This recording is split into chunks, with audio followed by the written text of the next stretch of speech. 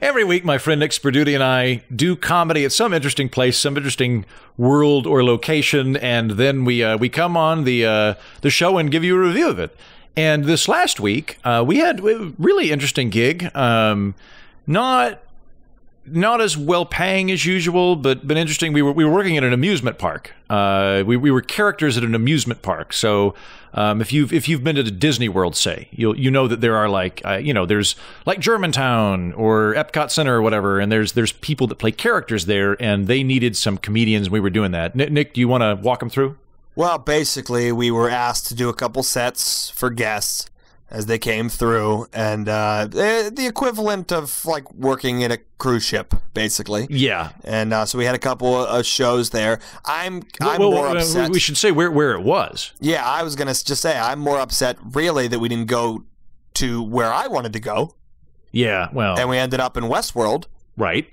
And they gave us the option at the very beginning, and I said, please, let's pick Samurai World. That seems so much cooler. God. But then I kind of agreed because you were doing that samurai accent. I was doing the samurai impression. I was really I had this whole samurai thing that I was going to do where I had a Japanese accent the whole time. Yeah, no, that's why I would bow a lot, and you thought we were going to get in trouble.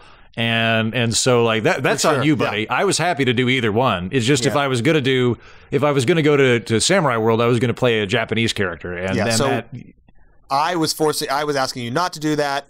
You said, if I go there, I'm doing that. So we were at an impasse, and I said, fine, let's just go to Westworld, which you were also happy to do. I would rather go to Westworld anyway. Yeah, I would. I was so I get to be a cowboy?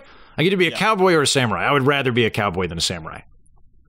So we did some Westworld gigs. Yeah, we did some. So we were at the local I think Bordello. They were calling it a whorehouse, but it was a bordello, a tavern, sort of. Yeah, it was like a saloon. And basically, the conceit of this place, if you haven't been to Westworld, everybody there's a robot. And so if you're a tourist, you can like shoot people and go on adventures and like go to the whorehouse, but it, I guess, doesn't count as adultery. I'm not really sure. In any event, is this kind of... I think it probably still does. Does it? They said on the brochure it doesn't. On the brochure... I'm looking at the brochure right here, and it says you can totally have sex at the whorehouse because it's no different than porn. It's not a real person. And then underneath it says, also feel free to shoot people. They're not real people. They're robots. It's no different than unplugging a washing machine. So it says that they wouldn't put that on the brochure unless that were true. That's true. I guess if they put that on the machine, then fine. Yeah, they put that on the brochure. On the brochure part. Yeah. And so we were basically the long and the short of it is, from what I can tell, they're not very good at programming robots to be funny. And so they needed comedians to do that. So we were kind of doing like kind of an old timey vaudeville routine type thing. Yeah. So we were at the Bordello. Yeah, it was cool. There was there's like the guy in the bowler hat with a handlebar mustache playing the piano, and there's the lady in the corset over at the bar, and then there was a little bit like kind of a stage in the back room, and we would do some sets and that kind of thing. Yeah. I was cool with it, but they just they always had a robber come in the middle of the sets. Right. And it just started, it was worse than a check drop. So like in comedy terms, we have the term check drop. Yeah. And you don't want to get that. If you're doing stand up, the check drop is the end of the evening when everybody's got to pay for their bill. So everybody's distracted. Yeah. Right, they're not paying attention. They're probably a little irritated because comedy clubs tend to overcharge for drinks. That's how they make their money. They don't really make the money off admission. They make the money off of the food and drinks. And so, you were thinking you were probably going to pay $20. You're now paying like $40 to $50, and you're working that out. You're working out the tip, and we're trying to do. So a bank robbery, I would say, is worse than that in terms of distracting people. Certainly, and also they always tried to shoot us. Yeah. As kind of like, hey, like, if you guys don't give us all the money here, we'll kill the comedians. And of course, the guests think that we're robots. Right.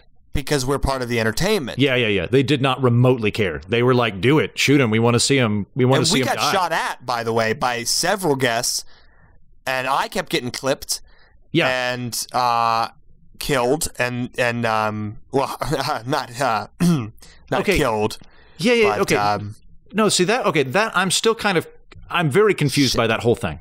I'm very confused by that whole thing. So, in my case, they would shoot at me, and it was basically like a paintball, right? Like it had hit me, and I could feel it, like dust would like poosh off of my super cool leather jacket. But it didn't hurt really. I mean, it hurt no more than a paintball, right? And so it was fine. And then like I'd laugh, they'd laugh, I'd point and go human, and then they'd go, oh, you're a human, that's awesome. You would just be laid out cold. Like you would get shot, fall over, and really appear to be dead. And then I would kind of freak out because I thought you were dead. And then it's called commitment, Heaton. It's all about commitment in comedy. You gotta just go with that sort of stuff, you know? You act like you get shot, ooh, you know? And then you're down for the count. And then you let the people from the resort come in and fix you up as if you were a robot or whatever. Yeah, these guys in white, like creepy white suits, like full body hazmat suits would come in and haul you out on a stretcher. And then I would go like, hey, what are you doing with my friend? And then they would just roll their eyes and say it's a washing machine. And I'm like, no, it's a comedian. And then you would leave, but then the following morning you'd be fine. Yeah, you know, you just got to play it out till the end. You know, it's all about commitment. Okay, that checks out. That sounds legit. Commitment. I'll say real quick, it was very boring because when you would appear to be shot and appear to be dead for a long period of time and then be wheeled out by those guys along with all the other robots, they turned all the robots off at night. So it's just me. It's just me and a bunch of mannequins. And I thank God I brought a book, Tunnel in the Sky by Robert Heinlein. You were supposed to go back to the hotel. Oh, okay. Well, I was just hanging out in the saloon. I just figured I didn't think anybody was going to be at the hotel. I guess there would have been more humans there. I should have done that. Guests. But the guests were there. Wait, so can I? Okay. Another thing that confused me, Nick, is we met this nice blonde lady, like nice farmer lady. Her name was Dolores. Very nice.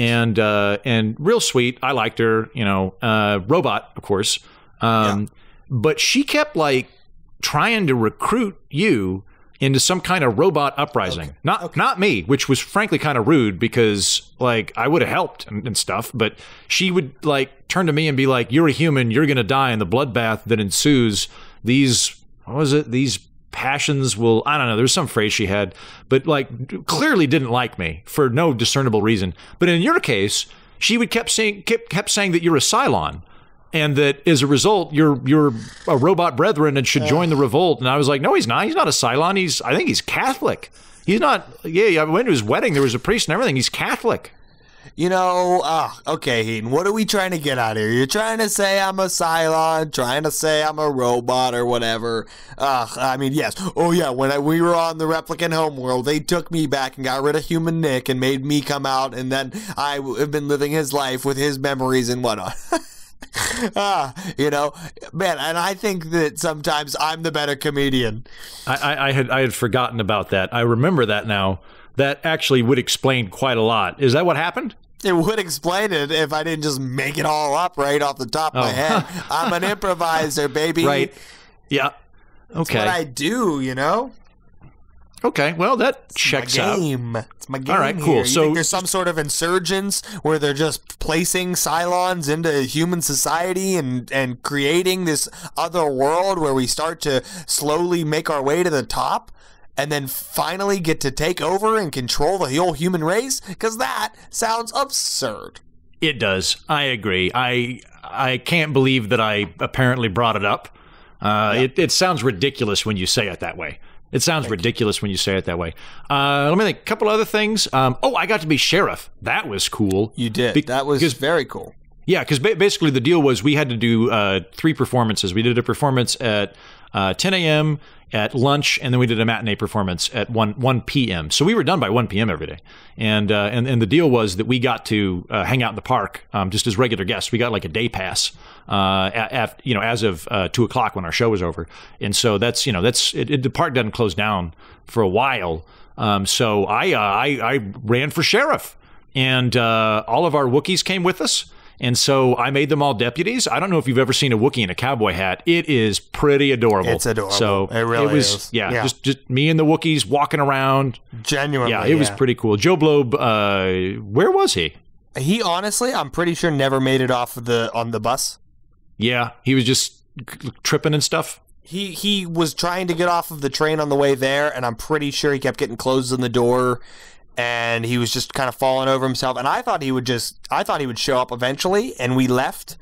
And then he was just waiting for us at the train. I think he might have given up. Yeah, he just had like a little snow globe and some souvenirs and postcards and things. It looks like he hung out at the gift shop for several Yeah, he days. just probably went to the gift shop. Also, I believe that it was as these violent delights have violent ends. That's what she kept saying. These violent delights have violent ends. And then she'd give me this super dirty look. And I'm like, what? Like, what did I do to you? Dolores, very smart, very capable. I'm pretty sure she kind of was more a little hyper aware than the rest. That's just what I picked up. Yeah. Not that I had any inside information, because why would I? Yeah, but, being human, there's no way you would know. Yeah. Which, yeah, for sure. So that was what was crazy about it, you know? Yeah. Well, it was a fun trip. I would go back. I would do that again. I mean, it was kind of same. You know, like we weren't. I got to say, it wasn't quite the same level of respect we usually get from an audience because they thought we were robots, and sometimes they would shoot at our feet to make us dance. But that said, though, it was basically like a free trip to Disney World. So even though we didn't make a lot of money on it, like it kind of doubled as a vacation. So I enjoyed that. It was fun to just kind of hang out for a little while as well when we weren't working. That was nice. I mean, the food at the hotel, super great.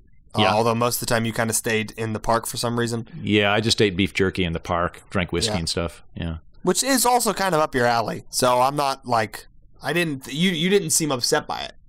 No, I needed to do some thinking, so it was okay. Overall, good trip. I'm going to give Westworld 8 out of 10. You know what? I was thinking the same thing. I'm going to go 8.3. Okay. I enjoyed some of those shows a lot. I think it was a little bit repetitive. My only complaint. Mm-hmm. But overall, very fun. I don't regret going to Westworld. But next time we're going to Samurai World. Oh, yes, we will go to No, maybe not. Never mind. I decided against it. All right, man. We'll find somewhere else. Okay, until next week. That's the show. Thank you, Rob Rafferty, for supplying a great episode premise and spectacular guesting skills. Thanks, Taylor Stanridge, for audio engineering. And thank you, Nick Sperdute, for our ongoing intergalactic adventures, whether or not you're truly a Cylon. But you're probably not a Cylon. You're probably human. I think human, right? Until next time, tally-ho!